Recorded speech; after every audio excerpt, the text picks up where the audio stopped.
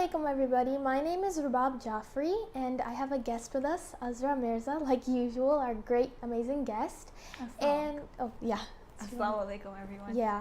So today, since we're going through the holy month of Muharram, I just kind of wanted to say that, we should really be taking advantage of this month because, this is a month where we have to give our condolences to Imam Hussein alayhi salam and his family. It's just these couple of months that we have in the entire year that we should be able to dedicate to them.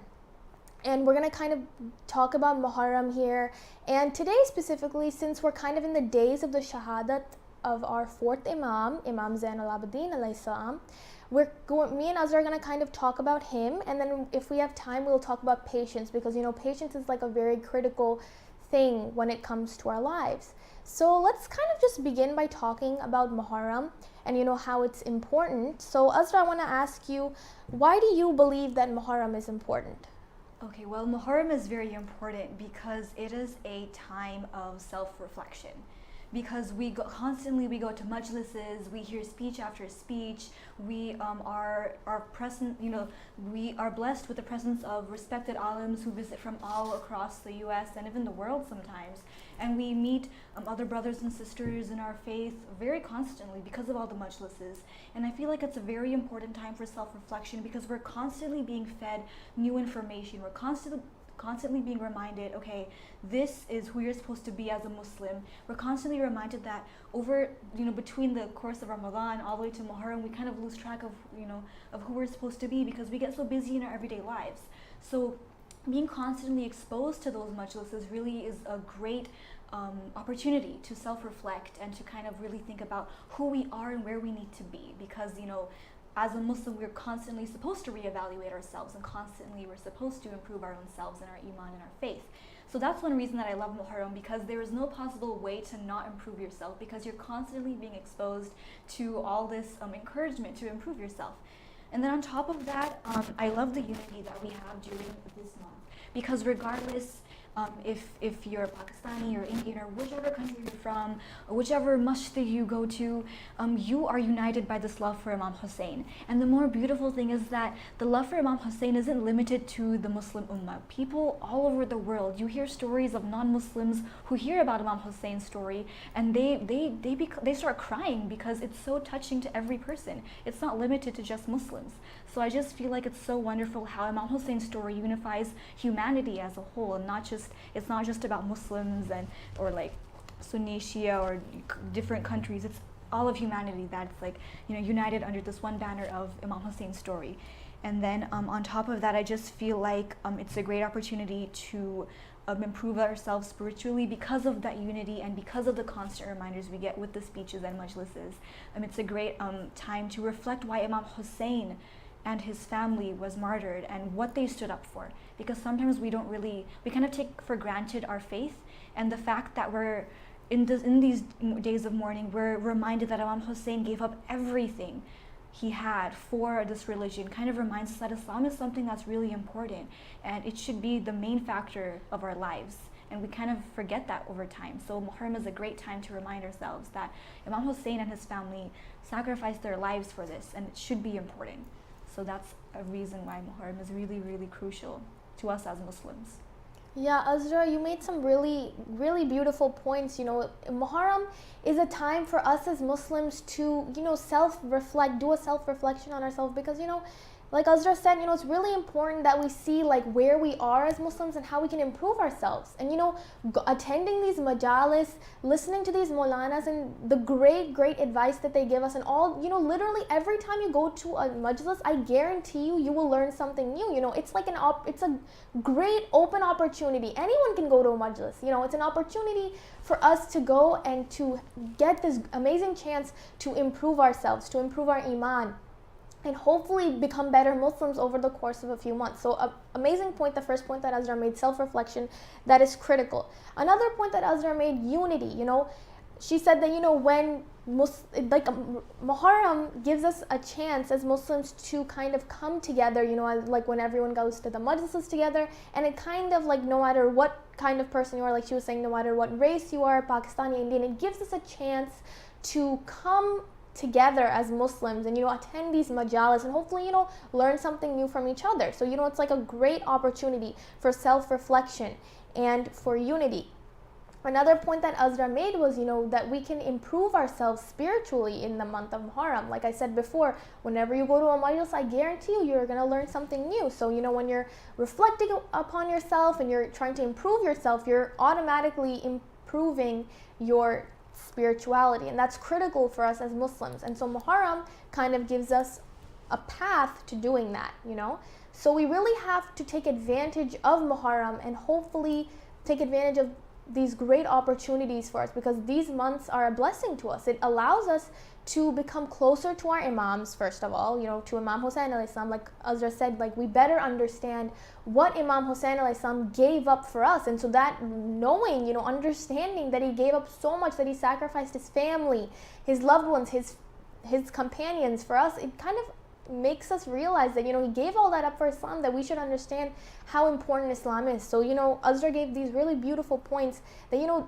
this is a month that we really need to take advantage of. We need to learn from it and hopefully self-reflect and improve our spirituality. Now, when we're looking at Muharram, just talking about it, okay, so Azra, I'm going to come back to you. How can we utilize our time in this time of mourning?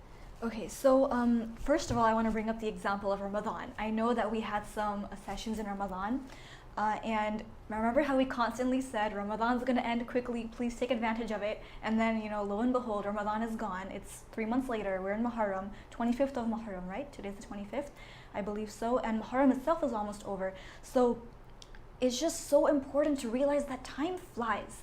And if we don't take advantage of this opportunity, right here and right now, it's just going to pass before our eyes, and we're going to miss this opportunity.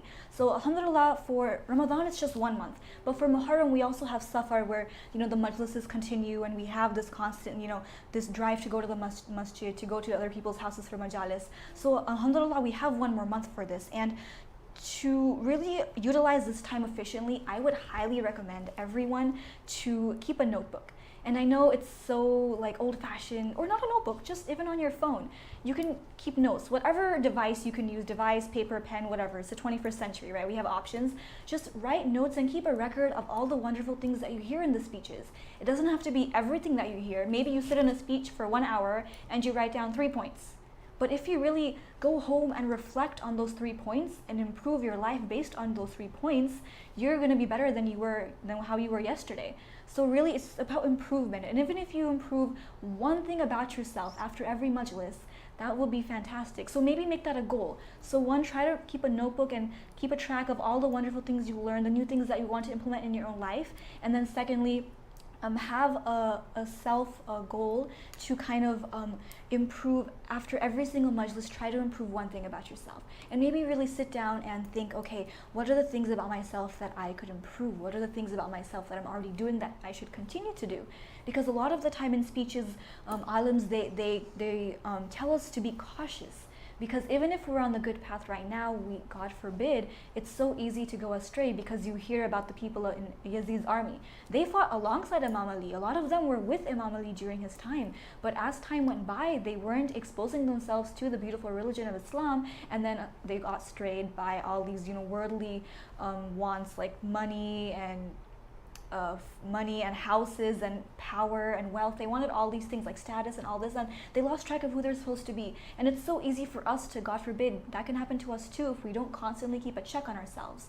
So those are the 2 things I think are really important. One, keep a record of all the things you learn, because it is so easy to forget. You can attend 100 majlises, but honestly, how many things do you remember since last year's Muharram and Safar, right? We don't remember that much unless we keep a record of it. So record all the interesting things that you learn, and keep going back and reading on it. And then secondly, really sit down and try to set goals for yourself to improve, because just sitting and writing things down is not enough if we don't act upon it. And that's the goal, to act upon it and to improve ourselves. So Muharram is a great opportunity, but we have to meet the speeches halfway. The alims tell us things, but we have to meet them halfway and actually act on what we hear. Yeah, Azra, those are some great ways, that we can engage in mourning for Imam Hussein alayhi salam. First of all, the first point Azra made, that keeping a notebook, that is actually really, really helpful because, I'm just going to kind of give a personal thing that happens to me during majlis. If for some reason I go to a majlis and I don't have my notebook or anything, sometimes your mind kind of trails off when you're listening to the mullah. Like you want to pay attention to what he's saying, but then you're like, oh, you start thinking about something else because, our lives are really busy and blah, blah, blah. You can start thinking about other things. But if you have like a notebook or something, anything that you can write on, like Azra said, it's actually the studies, but and you guys have probably heard this in your classes several times, but it's said that when you write something, you tend to remember it better. So when you're taking those notes, first of all, you won't be distracted because you're writing down what you're hearing. And second of all, you're going to remember it better. So that's a great point Azra made. Keep a notebook or an iPad or whatever in this generation that you want to keep to take notes because that's a great idea. And I highly recommend writing it down so you remember it better. And then other thing that Azra mentioned, was that we have to find one way when you're attending a majlis to improve yourself. Now that's really, really critical because when you go to majalis, what's our number one goal? Our number one goal is to learn something new and make a change in our life. We're not just going there to listen and then leave. We're going there so then we can be influenced in a positive way by the majalis, or else there's no point of us going there if we're just going to sit there and not listen to it. So, after every majlis you go to, I highly recommend, like Azra said, to go through your notes and pick something that, you feel you're lacking on and, make that like your one goal for the rest of Muharram, that, I'm going to try my best to improve that. And hopefully those things just build up and you become a better Muslim and increase your iman and increase your spirituality. So, we really need to be making full use of attending these majalis. So, Azra, I want to say that those were really great points that you made. Now, I want to kind of shift gears, and like I mentioned before, I want to talk about our fourth Imam, Imam Zain al-Abidin alayhi salam. And the reason I'm focusing on him today is because we're going through the days of his shahadat. So I kind of wanted to talk to him, an introduction, talk about his miracles, and so we can understand him better and hopefully learn something new from that. So first I'm just going to go through some general information about our Imam Zain al-Abidin alayhi salam. So of course, I want to kind of start off by where he was born. So Imam Zain al-Abidin alayhi salam was born in the city of Medina, and he was born on 15th Jamadil Awal on the 38th of Hijrah. And he lived so after the event of Karbala, he lived for only 35 years after that. He was very ill and, it was a lot for him to bear. So he lived up to the age of 57, where he was martyred by a caliph of the Bani Umayyah, and he was actually poisoned by him. So he passed away at the age of 57. And he also he got martyred in the city of Medina. And the date he got martyred was also in Muharram, which was the 25th of Muharram in 95th Hijrah. So, our fourth Imam, Imam Zain al-Abidin alayhi salam, he only lived for 57 years. So he was only the Imam for 35 years, since 35 years after Karbala he's lived. So he was the Imam for 35 years. Now I kind of want to talk about his parents. So the mother of our Imam Zain al-Abidin alayhi salam is Bibi Sheher Bano. His father, of course, as we all know, is our third Imam, who is Imam Hussein alayhi salam. Also, I would like to tell you guys what his kunyat is, and that's Aba Muhammad. And he also has two very important titles that I want to talk about. Number one is Zain al-Abidin, which means adornment of worshippers. And the second one is Sayyid al-Sajidin, which means the leader of those who do sajda. So, this information, you're probably thinking, why is it important to know the dates and all of this specific information about the Imam? And it's really important because, we should, as Muslims, we should know more about our leaders, that'll make us closer to them. So I felt like that was kind of important information. It's always good to know some nice information about your Imam, right? So continuing on about Imam Zain al-Abidin alayhi salam, who is a great personality, who is very, very influential, and you'll learn that throughout our talk today. I'm going to come back to Azra. Azra, would you like to share any qualities about Imam Zain al-Abidin alayhi salam that you'd like to share with us? Definitely. So the first thing was his title, Imam Zain al-Abidin, which is the adornment or the pride of the worshippers. And I feel like that's something so beautiful because even after everything that he went through, he still found every single reason to go back to Allah and to worship Allah and to love Allah with everything he has. Because imagine how many times small inconveniences happen in our life, right? Like something goes wrong, something doesn't go according to plan, our patience is being tested, and then we just get angry and we're just like, oh my God, and we're mad at everything. But imagine what Imam Zain al-Abidin alayhi salam went through. He still had it in him to be patient after everything that happened and to go back to Allah and worship to such an extent that his title was the pride of worshippers. So out of all the worshippers, he's our pride. He's our pride because he worshipped to such an extent. They say that he had a large farm of date trees. And he would go and he would say a 2 rakat namaz under every single date tree. So that's like a big deal because like if you have a lot of date trees, to go and do a namaz under every single one, that requires a lot of patience, a lot of dedication to Allah, which Imam Sajjad had. Another quality that he had was that he obviously was a very kind and patient person. And patience is something that he doesn't need to prove to us because after what he's been through in Karbala, it's obvious that he had that level of patience that none of us could achieve even if we tried. I mean, like his level of patience was higher than we could have ever imagined. And he still had that kindness in him. He was so kind and considerate and caring towards other people, as all the Imams were. But considering what he went through, even after the army of Yazid treated him and his family the way that they did, he still had it in him to always put other people before himself. And then another quality, he usually never got angry and he always had a smile on his face. And we hear that about, the Rasulullah, about all the Ahlul Bayt. They were always smiling. But what spoke to me when I heard about Imam Sajjad always smiling is that the fact that he went through so much emotional, physical, mental, and psychological trauma during Karbala and even in the aftermath of Karbala, which we will discuss later on. He went through so much, and to see someone go through that and always continue smiling in their everyday life, and they still had that level of patience and kindness, that is something that's so absolutely phenomenal. Like, I cannot believe that, I don't know how he did it. Allah guided him, and he obviously is the pride of worshippers because he had that in him. He was always smiling regardless. And you could look at him and you couldn't even tell that he went through what he did because he always made, when you were there, he always made it seem like, he would put you first and he wouldn't let his past affect the people around him, and he would always be careful to serve the people around him before he cared about his own, his own food or drink or anything. And also, one of his servants at his house, they asked her, about how is it, working, under Imam Sajjad alayhi salam, and she said, in his whole life, I didn't have to make his bed or put out the mat to eat because he was so busy worshiping. He was so dedicated to religion.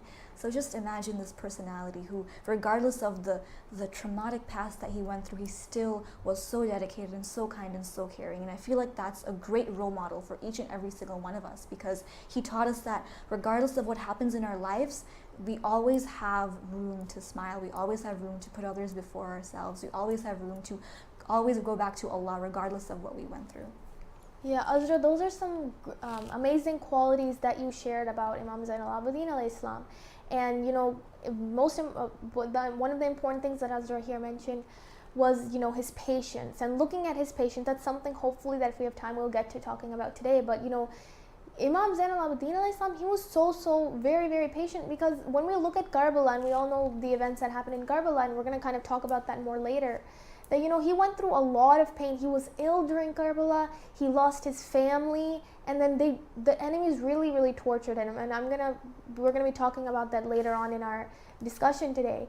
But looking at all the things, like imagine yourself like Khuda na khasta, like going through something like that. That's really, really hard. And he was able to keep this patience, And so looking at his example, we should learn that, if we're ever in a situation where, it's really hard for us, we should think about our Imam Zain al-Abidin alayhi salam and try to learn from him, and hopefully make a change in our own lives and increase our patience. And like Azra said, that he would care for other people and having regard for other people. Even the smallest things, doing the smallest things can make a huge difference. Like if you open a door for someone, if you do anything, and the joy that you get from helping others is just really, it feels really good. So I'd say, you know, looking at his example, we should do in the best way that we can. We should try to follow his example and hopefully improve ourselves spiritually by following our Imam. Now, speaking of Imam Zain al-Abidin alayhi salam's qualities, I wanted to talk about some miracles and some stories behind him so we can better understand his personality.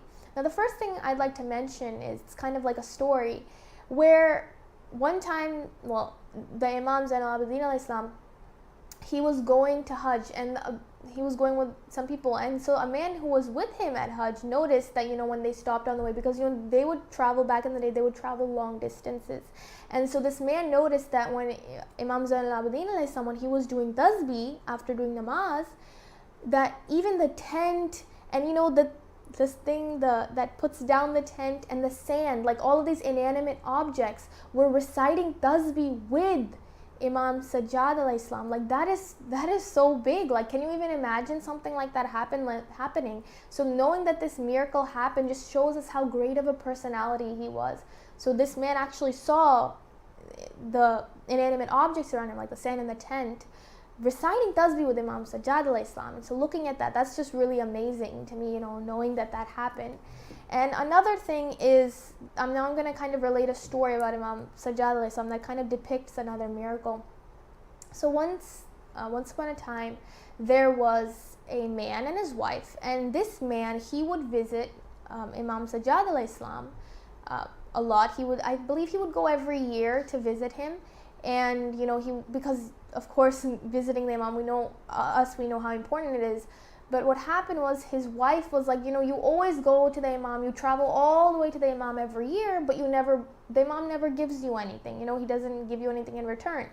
And so what happened was, one time when this man went to Imam Sajjad, he told Imam Sajjad about this. And so what happened was, while Imam Sajjad was doing wuzu, and the man was pouring the water, when the water came out of Imam Sajjad alayhi salam's hand, the water actually, so what happened was, when the water fell, so Imam Sajjad told the man to look down, and he actually, instead of seeing water there, he saw gems and jewels. And like, oh my God, that's like a miracle, right? Like, from the water that touched the hand of the Imam, these gems and jewels were there instead. And so the Imam said, you know, take this to your wife. And so the man did this, and the wife, you know, she was amazed that, you know, that the Imam did this. So the wife said, you know, I'm going to go myself to go see the Imam. So one year, the man went with his wife, but sadly, his wife passed away. And so the man, he went and told Imam Sajjad that, you know, my wife passed away. And so then, you know, after hearing this, Imam Sajjad said, okay, he said, go back to where your wife is. So when the man went back, he found that his wife was actually alive and well. So she was able to come back to life. And so when the wife finally got a chance to visit the Imam, she told the man, you know, this was the man who told the angel of death to give me back my soul. So looking at this example, that the Imam Sajjad alayhi salam, he was able to bring life back to someone who had passed away. So look at how great his personality is. Like, these things, like the inanimate objects reciting the tasbih with him, and the water that comes off from his hand turning into gems and jewels, and him being able to bring back life to people who have passed away, that's like a huge thing. And so, like, looking at this example, we should really be able to realize how great of a personality his was. And, you know, in fact, looking at his personality, if we take a look, he also, what the Imam used to do was, when the people used to go on their Hajj caravans, he would anonymously join them, and he would help them. Like, he would do their chores, and he would never tell them that it was him. He would just kind of secretly help these people. And so, you know, look at how great of a person he was. You know, without anyone looking, he did these good things. And now coming back, we should be applying this to our own lives. Like, we should be, you know, doing good things when no one else is watching. I'm just kind of trying to take like a lesson out of everything that the Imam did. But, you know, we should really be following his example. Now, Azra, this is kind of like I'm just going to kind of almost conclude our talk on the Imam. I wanted to kind of talk about, you know, his life in Karbala. So do you want to comment on that? Yes, definitely. I want to start off by mentioning, obviously, the one thing that we knew. We call him, the ill of Karbala, right? Bimar Karbala, because he was so ill during this time. And the fact that he was deprived of food and water for 3 long days. Think about in Ramadan, right? There are certain circumstances where you are not allowed to fast, like you cannot fast. And one of those circumstances is if you're ill. You're not supposed to fast because obviously not eating and drinking has such a terrible effect on your physical well-being. So the fact that Imam Sajjad was so sick, to the extent that he had trouble sitting up and even standing and walking. So I don't know about you, but I have never been that ill. I mean, I've been ill, but not that ill that I really couldn't even support myself when I walked. So he was so ill that he had trouble doing even that. And so that, first of all, that was the first thing that, was detrimental to his physical health, the fact that he was ill. Then secondly, he was deprived of not only food, but water for 3 long days. So that was the second thing that was detrimental to his physical health. The third thing was the fact that he was in a desert.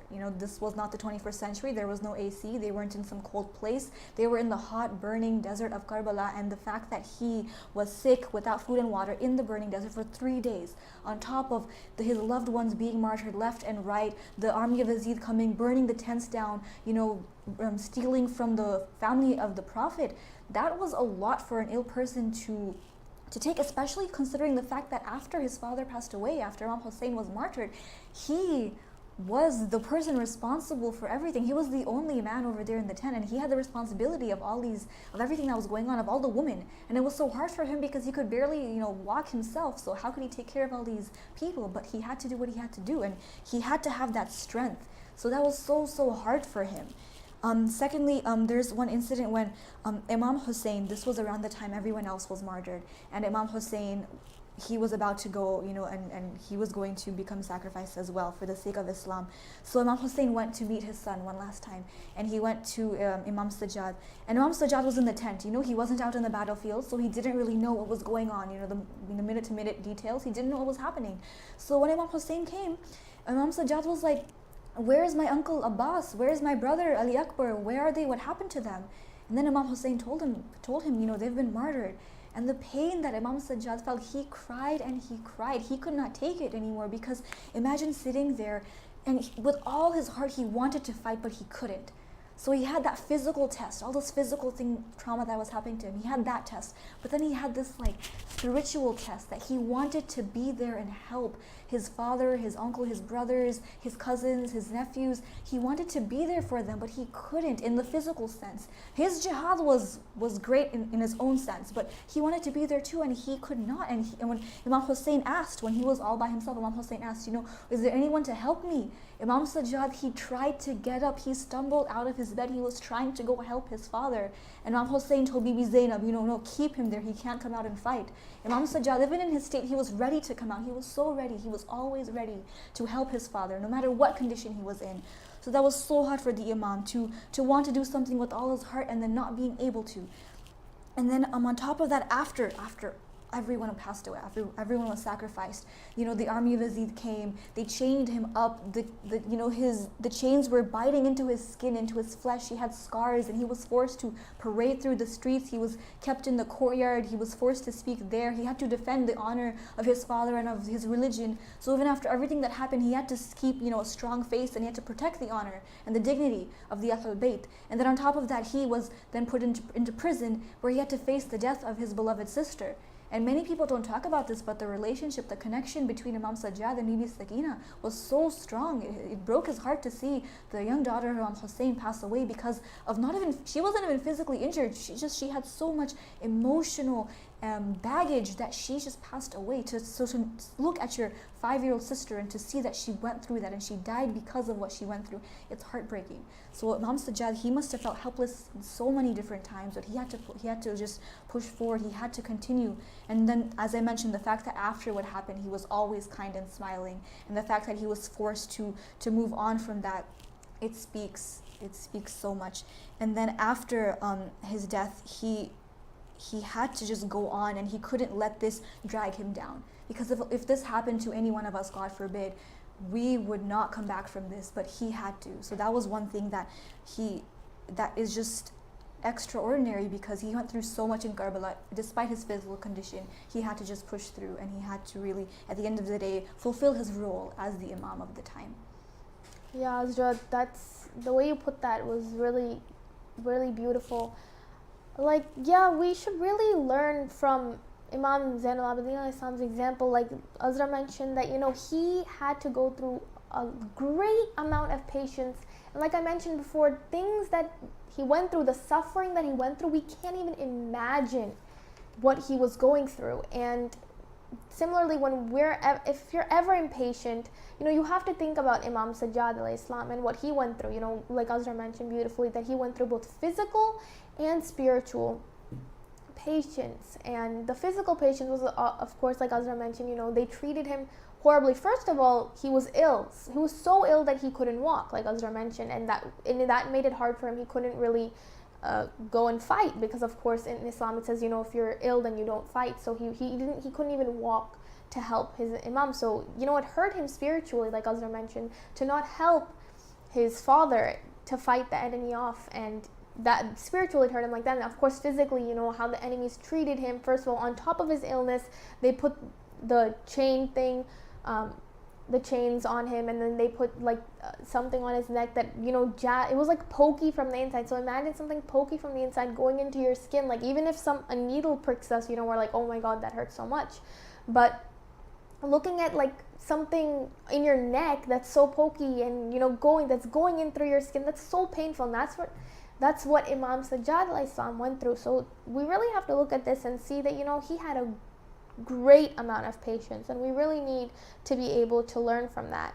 And going back to the point that Azra made, that looking at the aftermath of Karbala, on the way back, like I mentioned, that he had the thing on his neck, and he was treated horribly, and he had to see his family members, his people of his blood, his family, the Ahlul Bayt, he had to see them going through such suffering. Like, it hurted him to see the women with their chadars taken off. That really hurt him. And like Azra mentioned, that he had such a close connection with his little sister Bibi Sakina salamu alayha, and that really, really hurt him when she went through all that suffering and then she passed away. So that's really, really hard for him to bear. And then later on he was poisoned himself. So the remainder of his life was really sad, of course. Obviously he lost the people closest to him, and despite that he was able to be patient, and he was able to continue to positively influence people, like I mentioned to you guys, how he used to influence people and help people regardless of what situation he was in. So looking from that, we kind of get the idea of patience, and that's kind of what I wanted to. In the last few minutes here, I just kind of wanted to cover things about patience, and that kind of has been like a theme of our discussion today, knowing and learning about the patience that Imam Zainul Abidin alayhi salam went through. So I just wanted to kind of talk about patience. There's 3 types of patience that I'll quickly go over. The first type is patience in hardship, and this is like the most common kind of patience. Like, for example, if someone failed a test and that you really, really studied hard for, it's hard to get over that, but or say even worse than that, even a greater extent, is like, God forbid, losing someone that's really close to you. And going through that, it's really, really tough, and we kind of really have to learn to live with it, because we can't just isolate ourselves from society. When you lose someone, God forbid, close to you, then it's really hard to engage with society. You kind of just want to be alone, but we have to kind of resist doing that, because then we're going to fall into depression, and it's just going to make our lives not the quality of life not better, and we won't be able to focus on our religion. So going through any hardship, main point here is that we need to have patience when we're going through hardship. We have to try our best to kind of hold everything in, and have trust in Allah subhanahu wa ta'ala, pray to Allah subhanahu wa ta'ala, and hopefully pray that our situation gets better. And Allah will do, if we have patience, Allah can do anything, and He will help us get through the time. We just have to have trust in Allah subhanahu wa ta'ala. The second type of patience is patience when it comes to staying away from sins.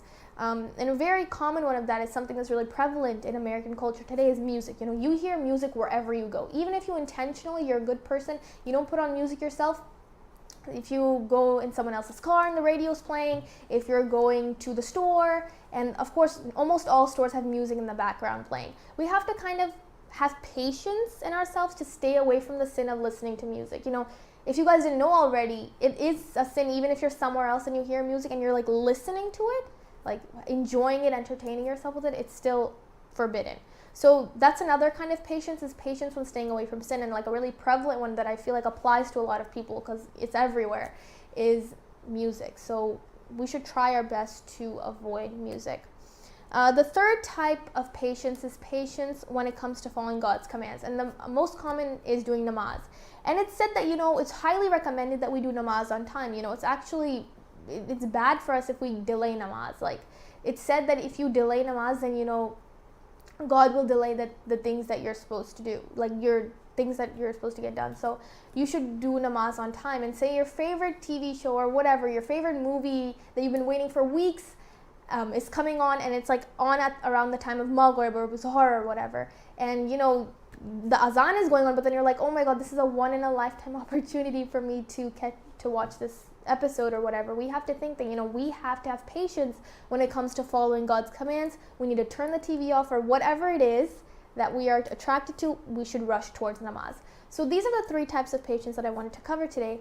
And Azra, just to kind of conclude today's discussion, do you want to tell us any relevant story from your life, or anything you want to say about patience yourself that you want to add on? Yeah, definitely. I really like the examples that you used about music and namaz, because living in this society, it's so easy for us to become desensitized to issues. And I think that's the biggest issue we face as Muslims in this society, becoming desensitized. So we might not be doing it ourselves, but the fact that we slowly become okay with it and then we start doing it too, that's terrible. I mean, in the Quran, we know why the people of Prophet Lut were all destroyed, because not all of them were responsible for the deed that they were doing, but even the ones that weren't responsible for it, they didn't say anything against it. So it's so important to always stay on top of things and to not even become okay with some sin, because that's the first step. You become okay with something, and that's how shaitan gets to you. You become okay with it, then you do it a little, then you do it more, then you constantly keep doing it. And before you know it, you're listening to music, you're missing fajr left and right, or you're not praying on fazilat, your hijab is coming off, and it's really scary. So that's something that we have to be really careful about. And just to conclude, I just wanted to mention one more fact about Imam Sajjad alayhi salam. Since this is youth perspectives, I'm not sure if all of us know this, but Imam Sajjad alayhi salam was 22 years old when Karbala happened. So he's around our age. I'm 20 years old, Rabab. You're 19, 18? Yeah. 18. So Imam Sajjad alayhi salam, he was 22 years old. So we hear all these stories, all his qualities and attributes, all the things he went through, and we think, oh my God, he has so much patience and iman, and he's up there, he's probably older than we are, right? But he was 22 years old, and even at that age he went through everything. So that just proves that us as youth, age is not a number. Hazrat Ali Asghar, he was martyred for the sake of Islam. So age, never think that your youth is something that will keep you from being close to Allah. Never think your youth is an excuse to slack when it comes to being a Muslim. And lastly, Imam Sajjad alayhi salam left us with the blessing, Sahifa Sajjadiyah. So I would recommend everyone to read this book, read du'as from this book, because it has du'as for every single possible thing you could ever think of, every single aspect of life, every single situation, every single want. It's in this book. So please take advantage of the wonderful blessing Imam Sajjad left us with, and always remember that our age is not a defining factor in our level of spirituality. Yeah, that's a great factor, Azra, that you mentioned. Looking at how young Imam Sajjad alayhi salam was during Karbala, we should see that age. First of all, like Azra mentioned, age doesn't even matter. But he was really young when he went through all of this, and that kind of goes back to the idea that we need to be patient in any situation, and it's really, really critical for us to do so. And the last point, just to kind of conclude everything that I wanted to mention, is that patience is the head of iman. Like on a person's body, the head is kind of like your identity, right? So when you increase your patience, you're ultimately increasing your iman. So those things kind of come hand in hand. So that's why it's really important for us to slowly, become more patient, and hopefully we can become better Muslims.